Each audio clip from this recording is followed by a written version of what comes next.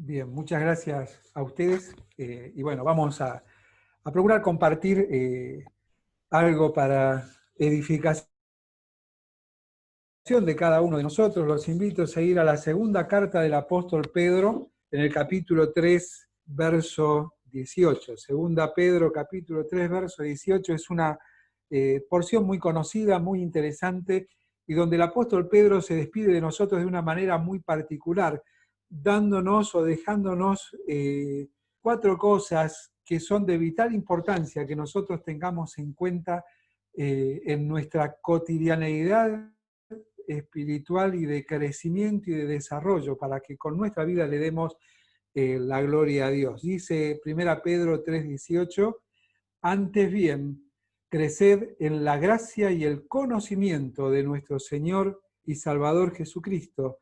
A Él sea gloria ahora y hasta el día de la eternidad. Amén.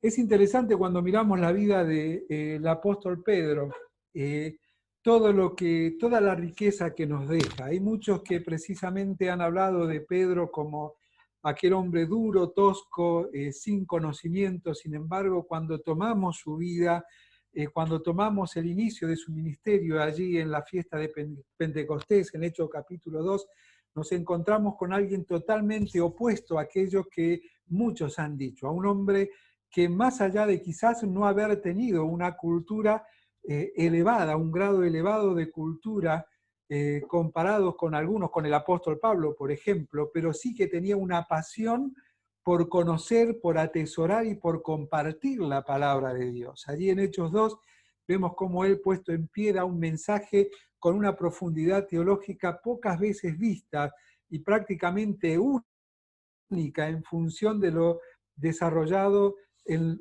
las prédicas de los hechos de los apóstoles. Allí utilizando una preciosa profecía, la del profeta Joel, una profecía muy particular y difícil de transferir y de transmitir, porque precisamente en teología es una de las profecías de doble cumplimiento, ¿no? Y él precisamente desarrolla de manera magistral y clara a través de esa escritura el mensaje de salvación. Y luego le vamos viendo precisamente en su desarrollo espiritual y se despide de nosotros hablándonos de la importancia de crecer, de la importancia de buscar los propósitos de Dios para nuestras vidas. Pero cuando vamos al apóstol Pedro nos encontramos precisamente con que Pedro no fue siempre Pedro. Pedro fue Simón. Ahora la pregunta es, ¿qué significa Simón? Porque nosotros nos acordamos de la nueva identidad que le da el Señor Jesucristo allí en Mateo capítulo 16 a Pedro cuando él reconoce quién era Jesús. Nos acordamos de este Pedro, pero precisamente él tenía por nombre Simón. Para los judíos el nombre era de vital importancia porque precisamente marcaba cuáles eran los deseos de sus padres en función de sus hijos, qué era lo que esperaban de ellos, lo que querían para ellos. Y precisamente Simón significa el que ha escuchado a Dios, el que ha escuchado a Dios. Pero el Señor Jesucristo allí le cambia el nombre y le dice, no te vas a llamar más el que ha escuchado a Dios. A partir de este momento, sos simplemente un pedazo de algo. ¿Por qué? Porque Pedro significa eso. Cuando vamos nosotros al original, según la Septuaginta, en esa primera traducción, nosotros encontramos, no te llamarás más Simón, sino que te llamarás Petros, porque sobre esta Petra edificaré mi iglesia. ¿Y cuál es la gran diferencia? Y siempre lo marcamos cuando hablamos de que no es sobre Pedro que iba a edificar la iglesia, es sobre esta Petra, piedra, hablando de él, pero le había dado a él el nombre de Petros, pedacito de piedra, un pedacito de roca, un pedacito de esa roca inconmovible de los siglos, como dice el profeta Isaías, vosotros los que buscáis a Jehová, los que seguís la justicia, mirad al hueco de la cantera del cual fuisteis vosotros arrancados. Mirad al hueco de la cantera, aquel hueco abierto precisamente cuando Jesús en la cruz del Calvario fue atravesado no solamente por los clavos en sus manos y en sus pies, sino por la lanza del soldado romano, en su costado. Mirad al hueco de la cantera del cual fuisteis arrancado. Y eso habla del valor de lo que nosotros somos para Dios y tenemos para Dios. De hecho, el mismo apóstol Pedro en su primera carta nos habla de lo precioso que debe ser Dios para nosotros, porque nosotros somos preciosos para Él. Somos parte de su corazón. Nosotros somos parte del gozo puesto delante de Él, por el cual Él sufrió la cruz, menospreciando lo propio. Que nosotros, el fruto de la aflicción de su alma, hemos podido ser arrebatados de las garras del infierno y encaminados hacia las glorias eternas. Este Pedro, que había cambiado su identidad, se despide de nosotros de una manera muy particular. Y la primera expresión del capítulo 3, del verso 18 del capítulo 3 dice, antes bien, antes bien. Y lo primero que tú y yo tenemos que tener en cuenta en nuestra vida es la proyección de vida. ¿Cómo estás proyectando tu vida? Y esa proyección habla de camino. Nosotros también muchas veces hablamos de un concepto de proyección en función de las prioridades. Y decimos, debemos nosotros de colocar a Dios ¿en qué lugar? En primer lugar. Déjame hacer un alto en esto para decirte que no tienes que colocar a Dios en ningún lugar. No hay nada más alejado de la Biblia que el hecho de que yo deba de colocar a Dios en un lugar. ¿Por qué razón? El mismo apóstol Pedro nos está diciendo antes bien, como prioridad debemos tener en claro el lugar que ocupa cada uno. El apóstol Pedro allí, precisamente puesto en pie en Hechos capítulo 2, cuando predica el Evangelio en el verso 36, ¿qué le dice? Este Jesús al que ustedes crucificasteis, sepa bien, pues ciertísimamente, toda la casa de Israel, que a este Jesús Dios le ha hecho Señor y Cristo.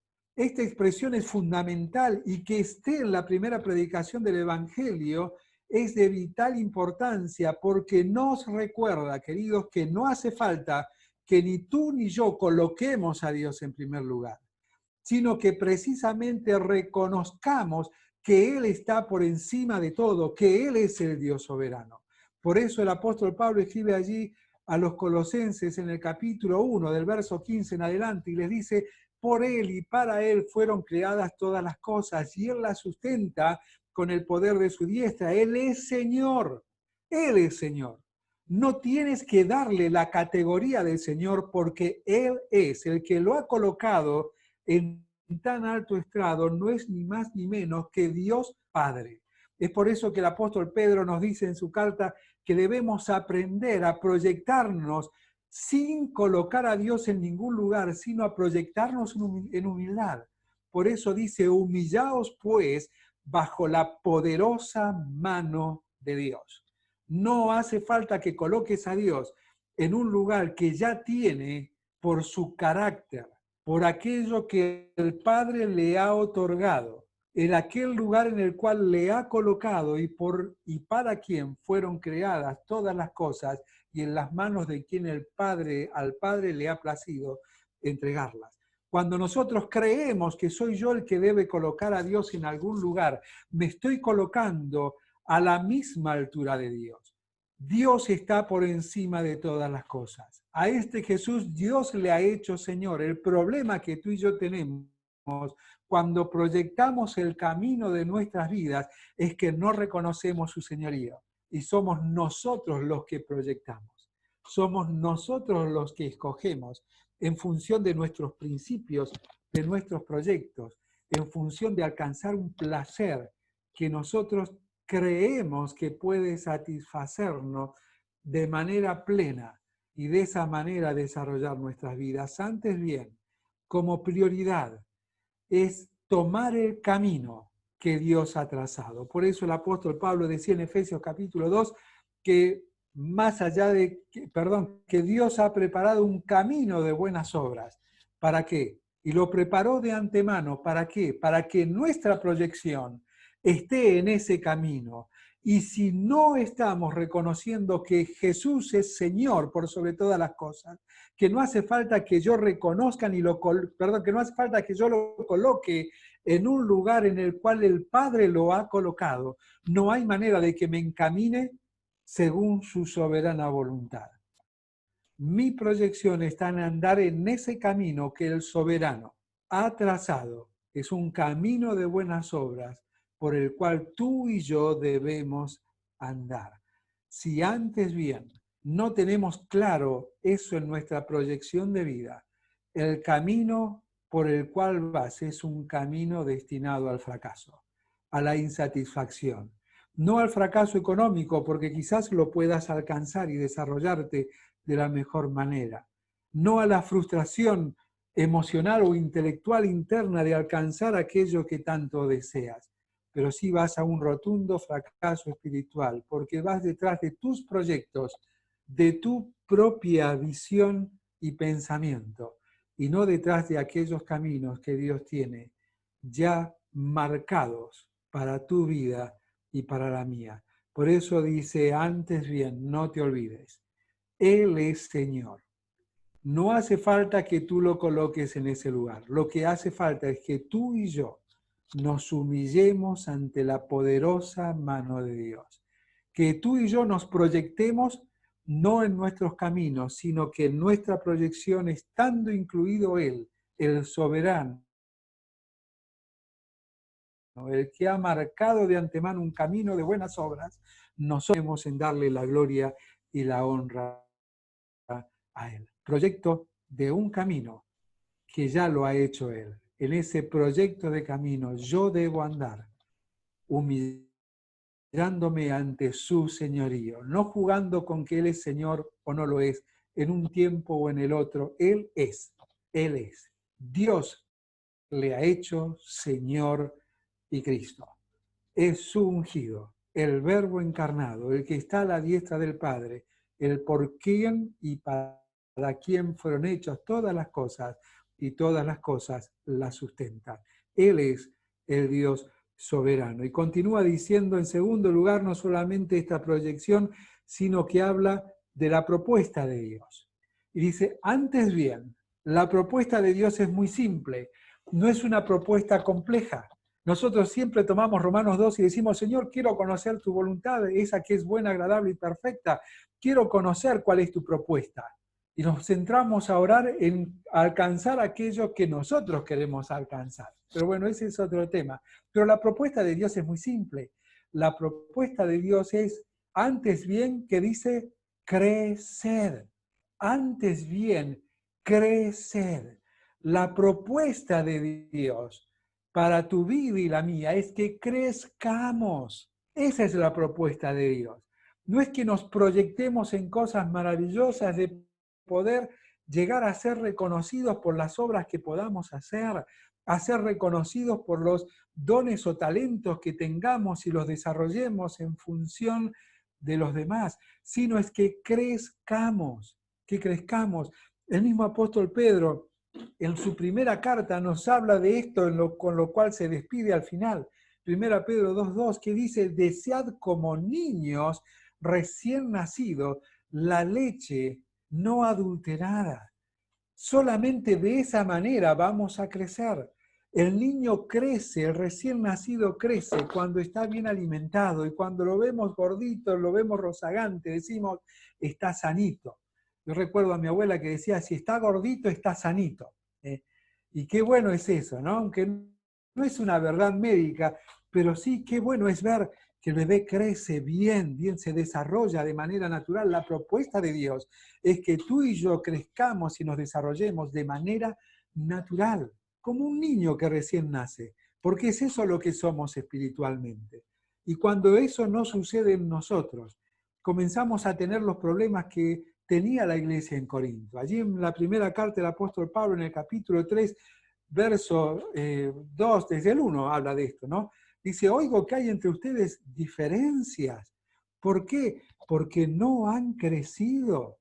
Les tendría que haber dado alimento, pero todavía no son capaces. ¿Por qué? porque la proyección no está en función de los caminos de Dios, siguen jugando si le dan a Dios o no el primer lugar en sus vidas, porque la propuesta de Dios de crecer no la han tomado. ¿Y cuál es la consecuencia? Problemas, problemas. Dice, oigo que hay entre ustedes diferencias. Unos dicen, yo soy de Pablo, yo soy de Pedro, de Apolos, yo me encolumno detrás de. Y si bien todos ellos hablan de Dios, ninguno de ellos es Dios. ¿Dónde está el problema? En la proyección del camino. Cada uno se proyecta egoístamente en su camino y quitó la vista, Hebreos 12, del autor y consumador de la fe. Cada uno sigue su propia propuesta y es crecer según sus principios, no crecer con el crecimiento que da Dios. Y ese crecimiento que da Dios, decía el apóstol Pablo, solo se da en tu vida y en la mía, ¿cuándo? Cuando unidos por los ligamentos y las coyunturas, y a su vez unidos a la cabeza que es Cristo, cada uno de nosotros vamos a crecer. ¿Con qué crecimiento? Con el crecimiento que da Dios. La propuesta de Dios es que crezcamos, que dejemos de ser niños fluctuantes, esos que son llevados, como decía el apóstol, por distintos vientos de doctrina, porque nunca se alimentaron bien. Crecé, pero crecé de manera natural. Crecé de manera sana. Deja de permitir que hayan cosas que impidan tu crecimiento. Pablo le escribía a los hermanos en Galacia hablando de esto y les decía, muchachos, ¿qué os estorbó para crecer? ¿Qué os estorbó? Y les habla de una manera muy dura porque precisamente ellos habían perdido la proyección del camino de Dios. La propuesta de crecer de Dios no la tenían incorporada y ellos querían crecer según sus propios pensamientos. Esto es así, ¿por qué? Porque siempre lo hicimos así, mezclaban una cosa con la otra. Es tremendo. ¿Qué os estorbó? ¿Qué os estorbó? Para apartarse de la verdad. Querido, la propuesta de Dios es que crezcas, pero que crezcas de manera natural y saludable.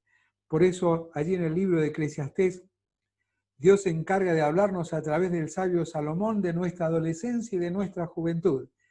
Y nos dice, crece desarrollándote en tu adolescencia, tomando placer en todas las cosas, disfrutando tu juventud, pero sin olvidarte de que quien proyecta el camino es Dios y quien te va a juzgar es Dios. Pero dice que por sobre todas estas cosas, quien te va a juzgar es Dios. Es Dios. La propuesta es crecer y el crecimiento es algo natural. Nosotros crecemos y no ha sido nunca una decisión propia. La naturaleza, cuando nos hemos alimentado bien, permite que crezcamos bien. Y llega una edad en que no queremos crecer más, porque con el crecimiento viene la pérdida del cabello, la pérdida de la elasticidad en la piel, nos llenamos de arrugas, de canas, entre otras cosas, pero eso es algo que no podemos detener, es algo natural. Fíjate si esa dinámica natural en lo fisiológico se diera en lo espiritual, cómo creceríamos y cuánto el mundo vería en vos y en mí a Cristo reflejado a través de nuestras acciones. Pero en esta propuesta de Dios para crecer, Dios tiene un programa. Como en toda escuela hay un programa. Hay que aprender matemática, hay que aprender lengua, hay que aprender un montón de cosas de historia, geografía. ¿Y cuál es el programa de Dios? Dice, antes bien, proyección del camino, crecer, la propuesta de Dios que es crecer. ¿Y cuál es el programa? En la gracia y el conocimiento de nuestro Señor Jesucristo. El programa de Dios es crecer en conocimiento. Allí, en el libro de Oseas, en el capítulo 6, verso 6, si la memoria no me falla, Dios le decía al pueblo de Israel y también a nosotros, porque más que el sacrificio y los holocaustos Lo que quiero y espero de ustedes es misericordia y conocimiento de Dios. Y conocimiento de Dios. Dice en otra porción el profeta, dice, mi pueblo perece por falta de conocimiento y de conocimiento de Dios.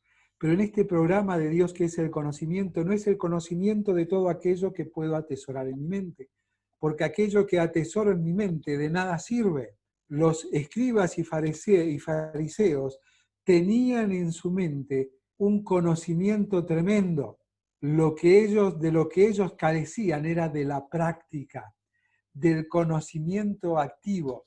La palabra conocimiento ahí no es la acumulación de información, sino es un conocimiento activo.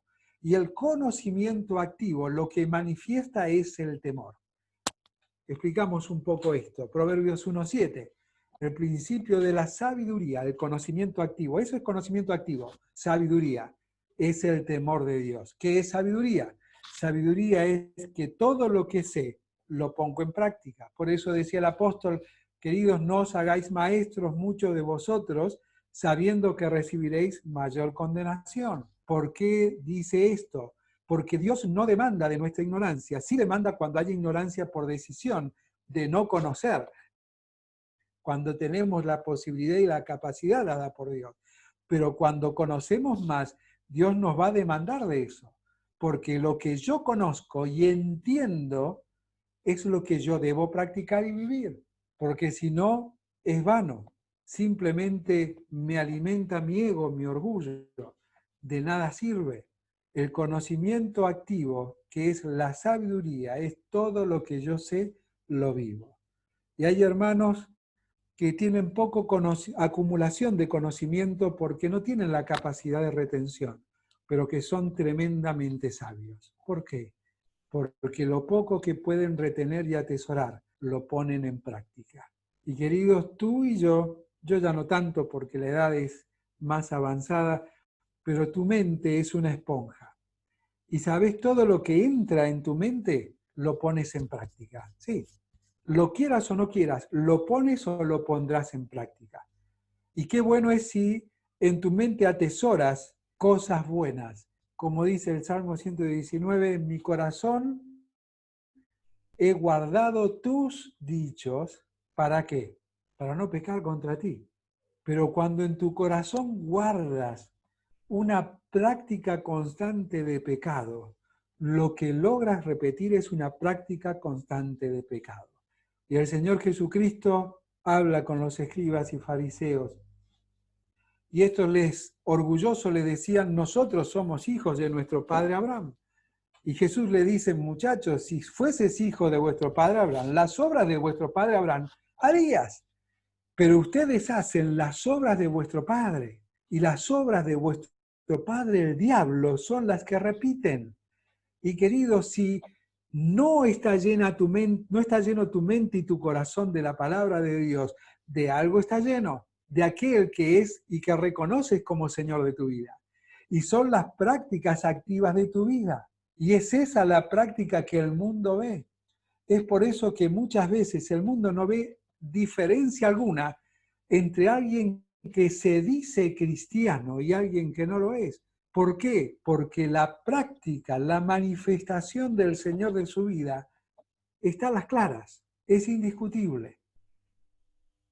Y querido, cuando tú y yo nos presentamos ante el mundo, ¿cómo nos presentamos? Muchas veces nos presentamos diciendo, somos cristianos. La pregunta es, ¿está eso bien? ¿Es bíblico? Déjame responderte con la Biblia. No es bíblico que tú te presentes ante los demás como un cristiano, porque no hay referencia bíblica de que un hijo de Dios se haya presentado como cristiano. Fueron llamados, Hechos de los Apóstoles, que dice, cristianos por primera vez. ¿Quiénes le dijeron cristianos? El mundo les dijo cristianos. Ellos no se presentaron como cristianos. Querido, el mundo tiene que decir de ti lo que eres, no tienes que decirlo. Si tú tienes la imperiosa necesidad de decirlo, es porque hay algo en tu proyección de caminar, donde el señorío no está siendo de Cristo, sino de Satanás. Donde la propuesta de crecer en el programa del conocimiento de Dios no se está dando y no estás reflejando a Cristo. Y los demás lo están viendo y tienes necesidad de marcar una diferencia. Con tus palabras no marcas la diferencia. La diferencia se marca con tu vida. Es por eso que la palabra de Dios, el conocimiento activo, el primer lugar de almacenamiento es la mente.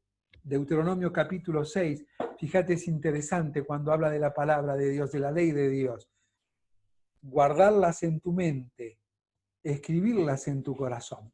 Y eso es interesante, porque el corazón, ¿qué es lo que hace? Desparrama sangre por todo el cuerpo. ¿Y eso qué permite? Que todo el cuerpo tenga vida.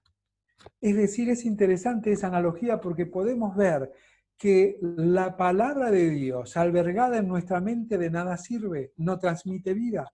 Pero cuando llega a nuestro corazón, transmite vida a todo nuestro ser.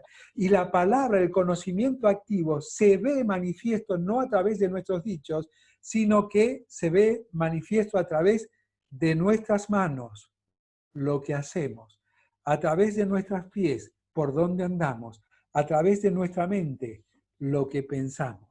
Salmo 139, interesante cuando habla de la mente, ¿no? Dice, he aquí no está la palabra en mi boca y he aquí que tú ya la sabes toda. Lo que pensamos puede estar oculto ante los demás, pero no ante Dios. Y allí se manifiesta el pecado. ¿Dónde nace el pecado? En la mente.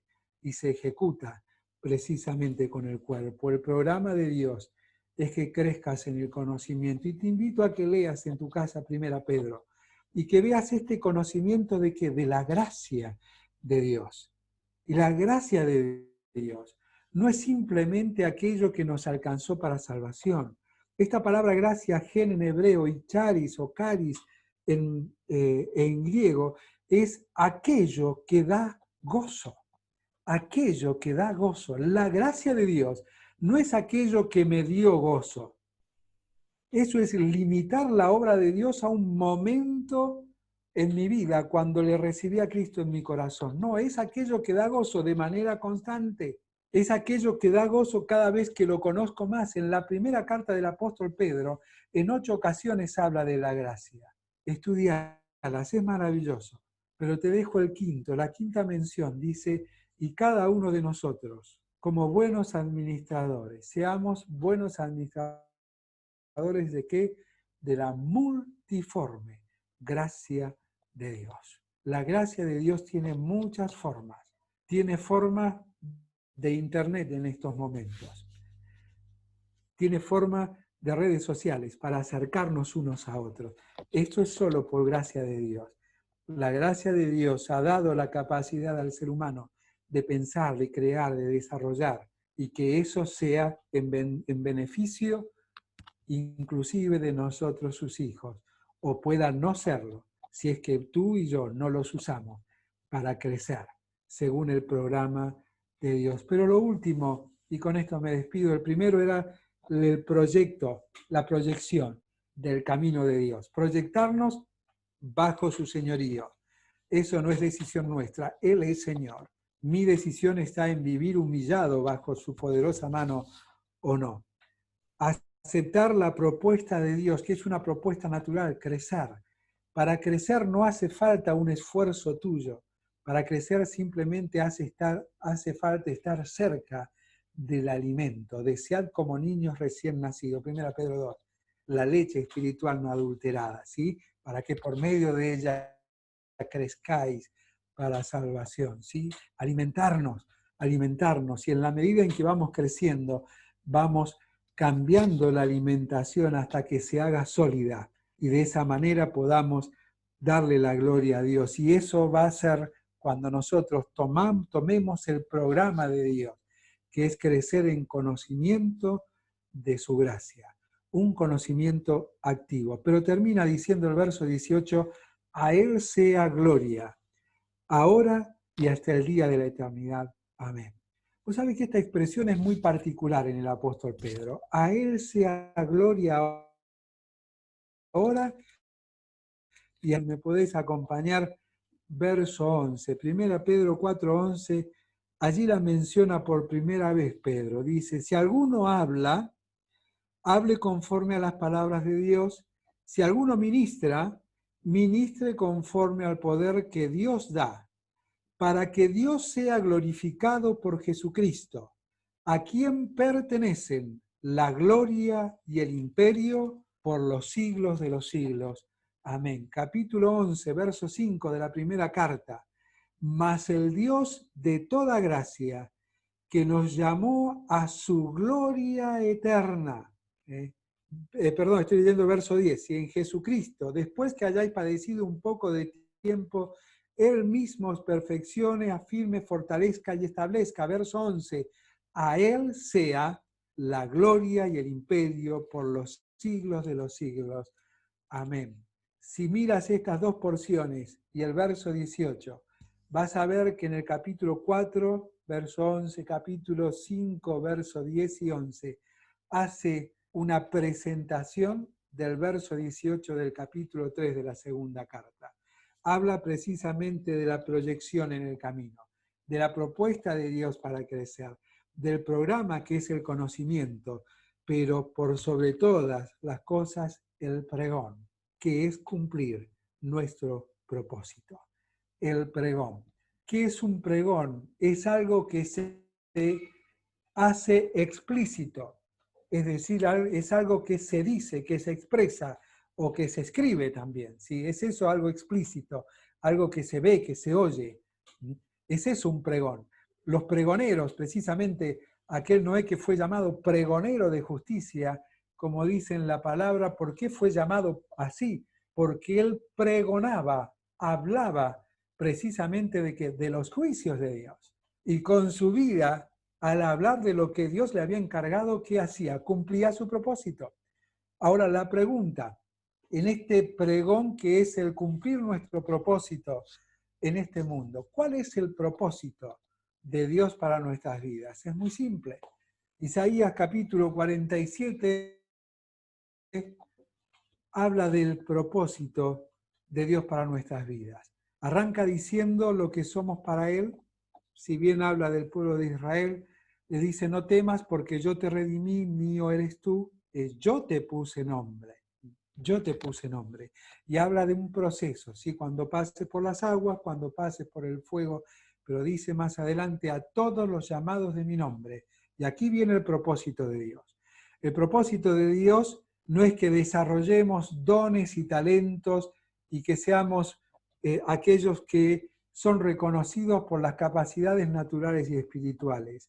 El propósito de Dios, dice, a todos los llamados de mi nombre, para gloria mía los he creado, los formé y los hice. Y vos me vas a decir, pero eso lo dice para el pueblo de Israel, Efesios capítulo 1 y capítulo 2.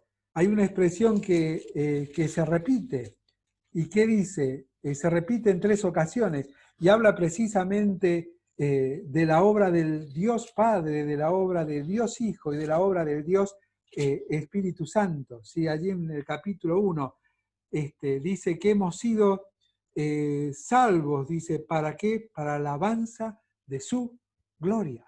Ese es el propósito de Dios. ¿Sí? Para la alabanza de su gracia, para la alabanza de su gloria. Fuimos sellados con el Espíritu Santo, ¿para qué? Para la alabanza de su gloria. El propósito de Dios para tu vida y para la mía es que el pregón que nosotros compartamos con los demás sea una vida que da gloria y honra a Él. Es decir, el pregón, a diferencia del pregón del hombre y del mundo, es muy distinto. Es un pregón sin palabras. Es un pregón que tiene el sonido de los pasos de Jesús, que tiene el sonido del hacer con nuestras manos las obras de Jesús, que no hagan falta que nuestros labios se abran, sino que a través de nuestras manos, de nuestros pies, pueda el mundo sentir el latir del corazón de Jesús. que puedan ver en nosotros, que les miramos como Jesús veía a las multitudes, conmovido, porque al mirarlas las veía como ¿qué? Como ovejas que no tenían pastor. No es nada complicado lo que Dios tiene para nuestras vidas. Él ya lo hizo todo. Por eso Él simplemente te invita a que te proyectes a andar en el camino que Él ya diseñó para tu vida y la mía. Que aceptes una propuesta natural, que es la propuesta de crecer siempre cercano a Él, la fuente de vida, que siempre cerca a su palabra, la que nos va a alimentar y nos va a nutrir y nos va a dar aquello que nosotros necesitamos, como decía el Salmo 1, ¿sí? Será como árbol plantado junto a corrientes de agua, ¿sí? Plantado junto a la palabra de Dios, que da su fruto en su tiempo y que su hoja no cae, y que no solamente eso, ¿sí? Sino que estará verde todo el tiempo. No habrá invierno, no habrá otoño, habrá siempre un esplendor del reflejo de la gracia de aquel que lo alimenta y que lo sustenta. Que en ese programa nosotros podamos mostrarle al mundo un conocimiento activo y que en el pregón de nuestras vidas cumplamos su propósito. Y quiero cerrar con el Salmo 40, porque precisamente resume esto, lo de el pregón sin palabras. ¿Cómo es que nosotros debemos hablar de Dios y no abrir nuestras Biblias? Hay una frase que se la adjudican a muchos misioneros de la antigüedad, por eso no quiero mencionar algunos, pero alguien lo dijo, ¿no? Quizás John Huss, como uno de los primeros allí eh, en Asia, y dice quizás, después se fue parafraseando, ¿no? La única Biblia que lean tus vecinos sea tu propia vida. Quizás la única Biblia que lean tus vecinos sea tu propia vida. ¿Es ese un pregón genuino? ¿Es ese el pregón de una vida que da la gloria y la honra a Dios? Y fíjate cuál es la dinámica de Dios, que es muy distinta a la nuestra. Nosotros amamos los megáfonos, amamos los parlantes a gran volumen, predicando el Evangelio y contando las maravillas de Dios, pero fíjate cuál es la dinámica de Dios. Pacientemente esperé a Jehová y se inclinó a mí, y oyó mi clamor y me hizo sacar del pozo de desesperación, puso mis pies sobre peña y enderezó mis pasos. Hacemos un alto, pensá y lee detenidamente el verso 3. Puso luego en mi boca un cántico nuevo. Interesante, ¿eh? Al principio compartíamos, ¿no? Escuchábamos a los hermanos que también cantaban, después escuchábamos a Dani y Andrea cantando, ¿sí? Maravillosamente, con la facilidad que Dios le ha dado, con ese talento, ¿sí? Algunos menos mal que teníamos el micrófono silenciado, ¿eh? Porque si cantábamos, varios se iban a ir. Pero vos fijate la dinámica de Dios. Nosotros entendemos que para que alguien escuche un cántico, alguien debe hablar. Pero sin embargo, la dinámica de Dios es muy distinta. Puso luego en mi boca un cántico nuevo, lee, alabanzas a nuestro Dios. ¿Qué dice? Oirán esto muchos. ¿Dice eso? No. Verán esto muchos y temerán y confiarán en Jehová. No abrirás tu boca para cantar, para hablar, pero sí moverás tus manos, moverás tus pies. Tu corazón latirá al son del corazón de Dios. Y esto lo verán, no dice que lo oirán, lo verán esto muchos, y temerán y confiarán en el Señor. ¿Quedó en la antigüedad? No, hay muchísimo para hablar, me encantan estos temas, pero cierro con Hechos capítulo 2, verso 47, si la memoria no me falla, porque precisamente de esto hablaba Lucas escribiéndole a Teófilo, ¿sí? Y dice, y estaban todos juntos, contentos, ¿sí? Y teniendo favor para con el pueblo. No dice yéndoles a hablar, no, teniendo favor, haciéndoles el bien al pueblo. El Señor, ¿qué hacía? Añadía a la iglesia los que habían de ser salvos. Es tiempo de hablar menos y de hacer más, para que tu pregón y el mío sea visto por aquellos que no conocen a Cristo y muchos sean traídos a la casa del Padre, arrepentidos de sus pecados, para darle la gloria y la honra a Él. Que el Señor bendiga su palabra.